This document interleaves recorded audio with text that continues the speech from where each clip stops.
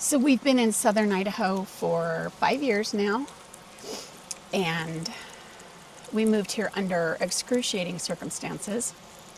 Craig got fired for not taking the COVID vaccine, and we lived with my mom for a year. I grew up here, but we've spent our life in Washington State and the last part of our life on Orcas Island. And we moved here because we had to. We just built a house, and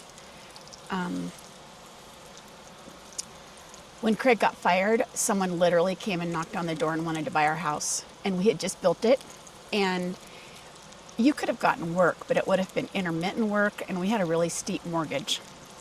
So we just thought it was kind of like a sign, and we said yes, and we packed up, sold the house, and moved here to my mom's. And it was hard. We left our kids, our grandkids, everything we knew and were familiar with, our friends. And I just want to... Our grandsons. Grandsons. It was so hard to leave the grandsons. And it was actually hard when you move at 65, we were 60 then. But when you move, everybody at our age has friends, and they don't have room in their life really for new people. You know, everybody's got their life and their friends. And however, last night we went to one of the best Christmas parties we've ever been to in Fairfield.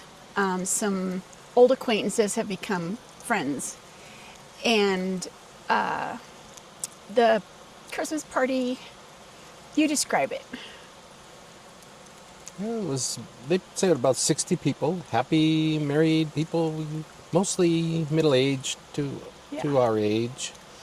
Potluck, there was more food than people.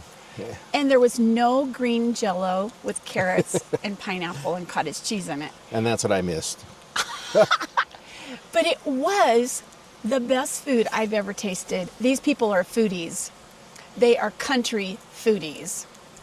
They're not, it's better than sophisticated foodies. We were driving home though, and we both said, all those people there love Scott and Margaret. And all those people there, Scott and Margaret love. They invited, and so you got to see this dynamic that was just really quite precious. Mm-hmm. And we were included. We were invited and included, and we had tears in our eyes, didn't we? Mm-hmm. We had tears in our eyes, and it was one of those moments then you realize there's this catastrophe that happens, but Earl Palmer used to say it's a eucatastrophe.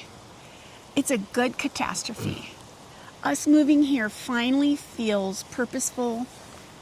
We have a reason. We still miss our family. We still miss Washington. We don't miss the rain though, right?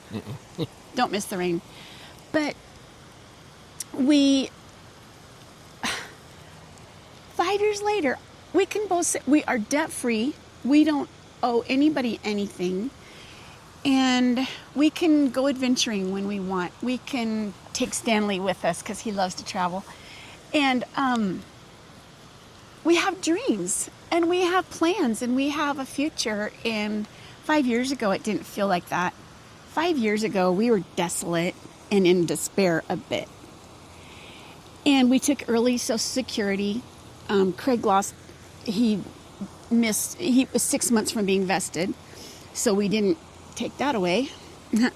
But my point is, has God been good? God's been great. God has been so good. And do we feel blessed? Mm-hmm. And grateful and thankful? I do. It's all going to be okay.